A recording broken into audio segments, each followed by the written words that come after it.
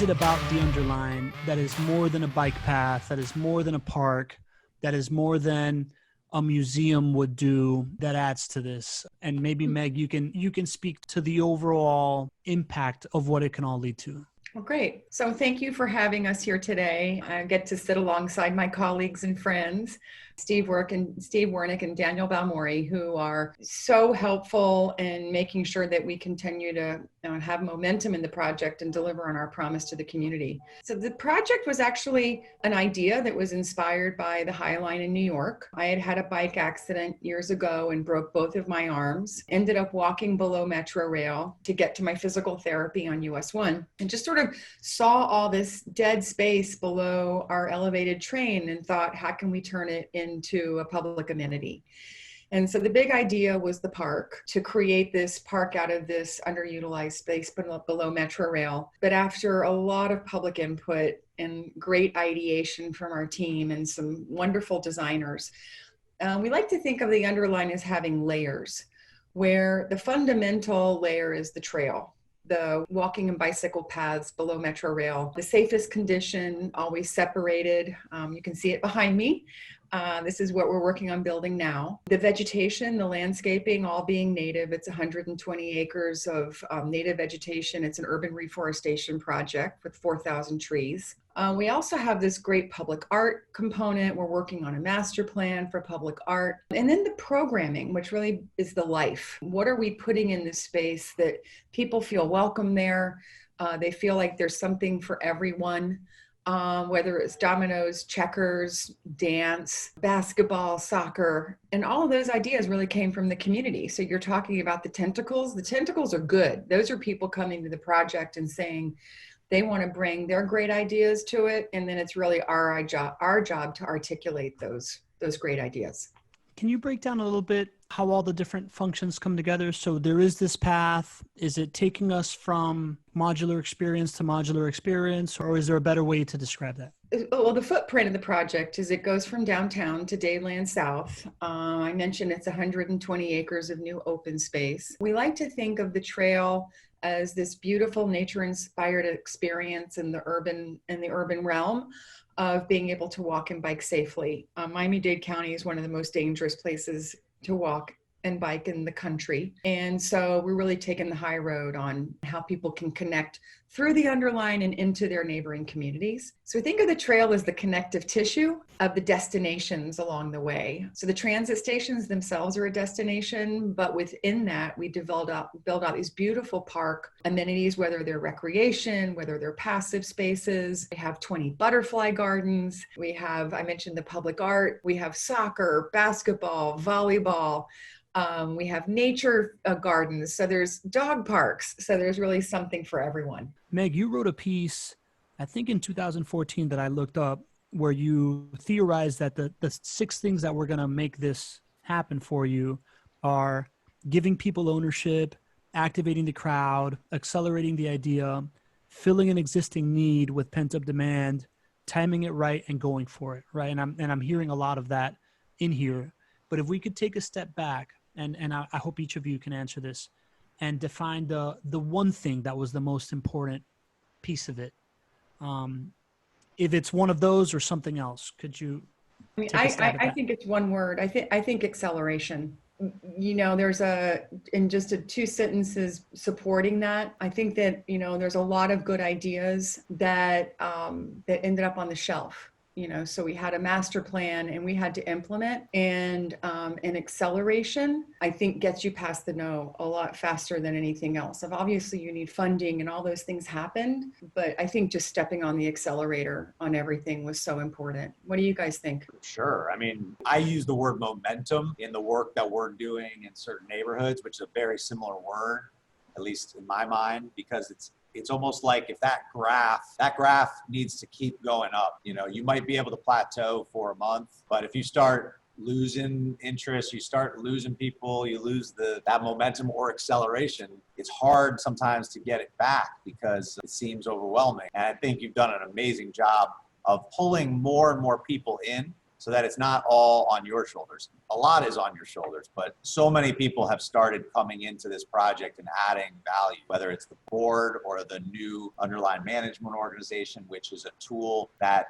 bonds even closer the county and Friends of the Underline and the people that are there. And even if those people leave, that organization stays there. For me, the one, maybe to add something else to that quickly, I would say bold vision is another one that if you don't start with a bold vision, people don't see that bold vision constantly there, then it's hard to keep the acceleration. That bold vision is critical. And it's with this project or any kind of project that seems impossible to people. You have to have a champion or champions that exert that bold vision and pass it on to people. Yeah, all of that sounds very familiar to me. I'd add leadership to that, and I think it's Meg, it's the people that she brings together that take initiative. My evidence for that argument that it's about leadership is I could point to a quote from the 1978 environmental impact statement for the Metro Rail, which contemplated an MPAT, which contemplated a bicycle trail. And it said something that essentially provided for something like this. And it says, the rapid transit and highway system should complement and facilitate local movements provided by local streets, bicycle paths, pedestrian facilities, and transportation corridors should be designed for high quality visual experiences. They should create a system of interconnected bicycle paths throughout the county, because linear parks,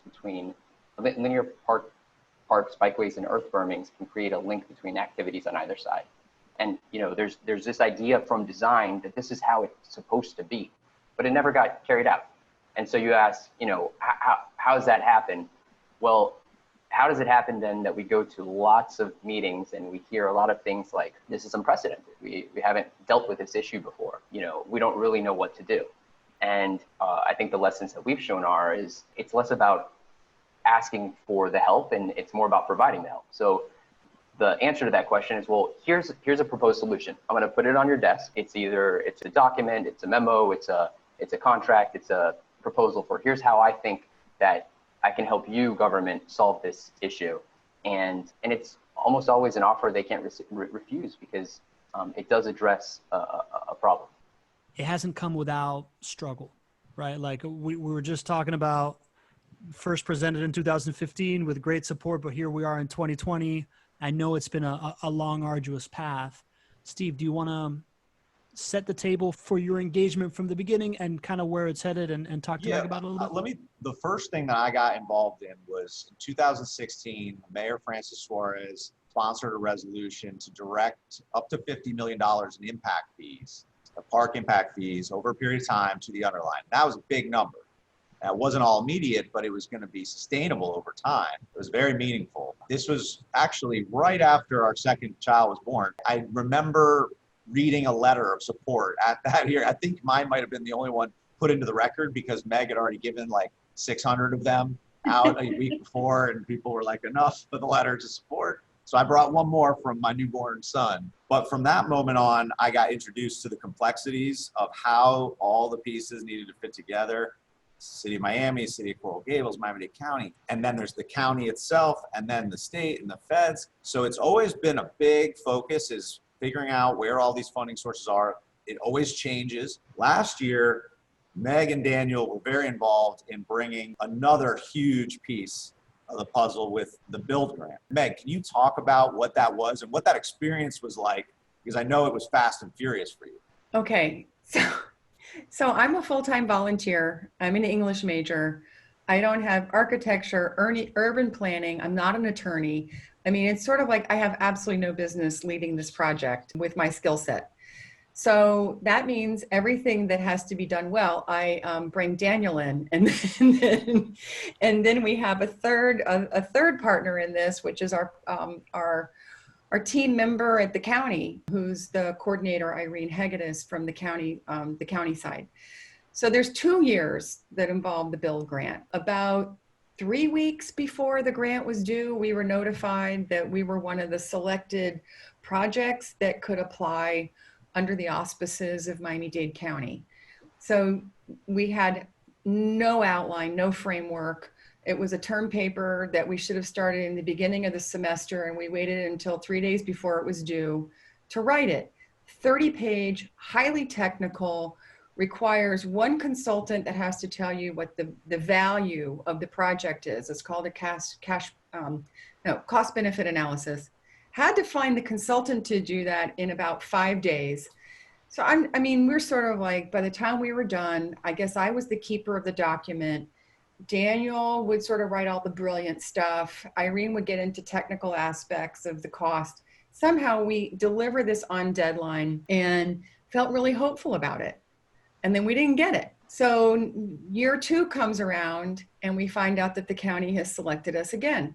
And Daniel calls me. He's like, yeah, we're doing this. I said, no, we're not. We are absolutely not doing this. We're not giving up 3 weeks of our lives, 2 weeks of our lives. And he's like, Meg, I'm there with you morning, noon, night, weekends. We're going to do this. I'm like, how do you turn that guy down? How do you turn him down? And he was true to that promise. And this time we submitted it and said, no way, absolutely no way. And we got it. It's a $22.3 million infrastructure grant. The county has received 2 in, say, the past 7 years. One the year before was for bus shelters, then this one, which was for multimodal, which is very challenging to get trails of any shape or form funded through federal transportation grants. So it was a Hail Mary, but Hail Marys win football games. So I remember something very clearly. I'm taking this idea to someone within county government, and they said, that's a great idea. You should go do that. And I think that speaks to, Daniel's comment about the citizen-led grassroots approach.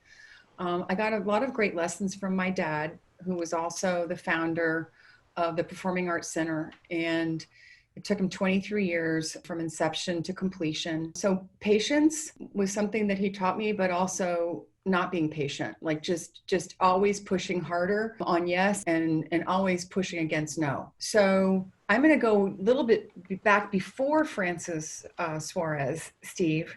The first funding that this project got was an existing DOT grant, which was awarded to the Parks Department, I think in 2012.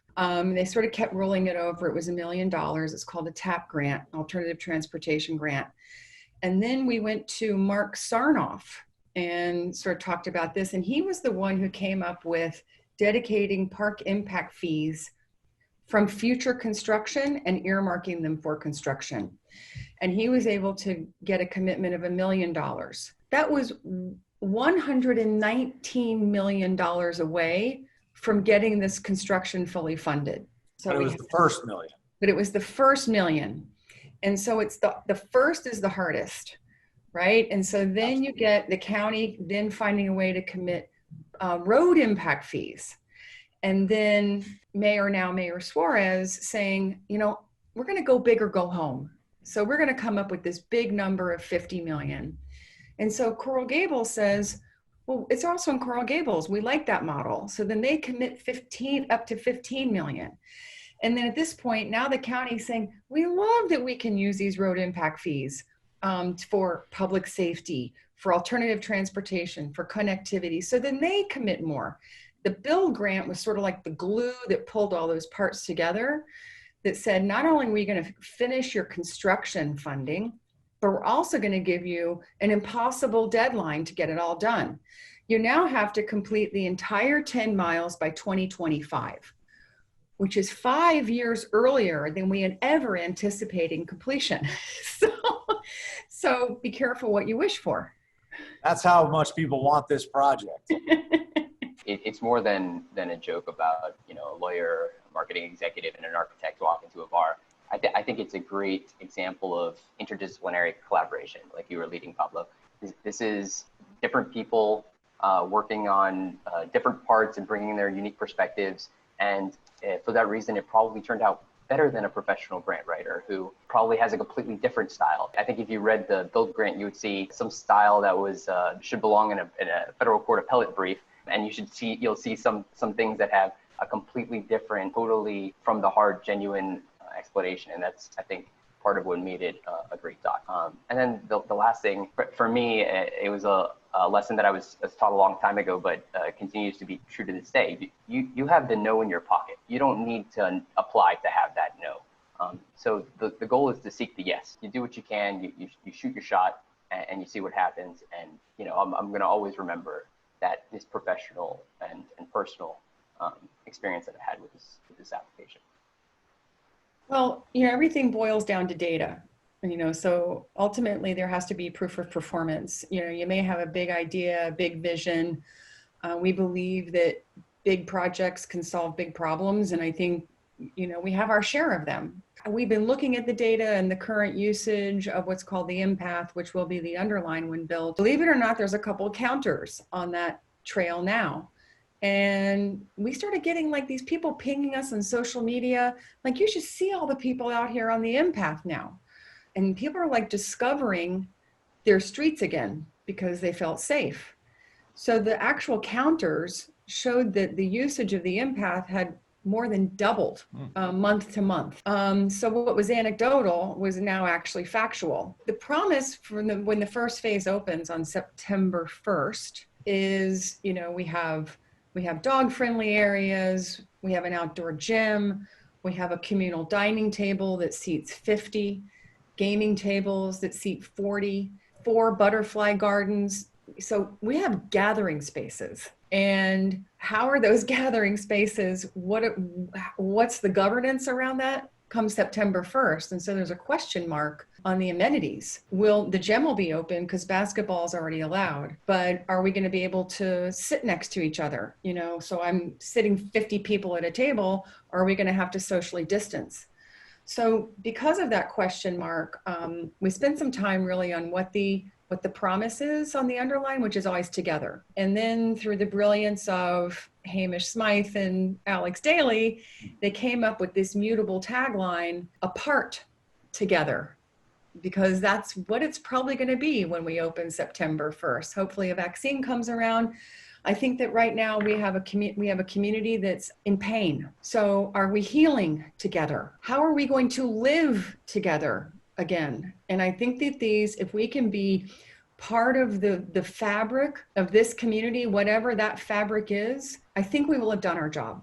That's great. I think with what's going on the last week or two, you know, we're having protests and a lot of discussion on race and police, and it's not just happening in Miami, it's happening everywhere, and that's a complex issue, but it's also another issue that is coming out of dividedness. It's or feelings of exclusion or feelings of distinction. I think it's another reminder that we do have, I don't know if obligation is the right word, but I think we all feel a sense that it is critical that the underline plays a role, a positive role in bringing people together and bringing people to place. I add some thoughts on that, Steve, as well, just because I know it's been to the top of all of our minds, but I started learning to practice law working at the DOJ, Department of Justice in DC during the Obama administration under Tom Perez, and at the Massachusetts Attorney General's office at their Civil Rights Division, and for a period at the U.S. Attorney's Office and their Public Corruption Division. And in those places, one common theme I saw was exclusion was frequently and historically about the various ways in which our society tried to put people in their place, wherever power structures that be thought that proper place was. But of course, that's not the philosophy of free and open public spaces.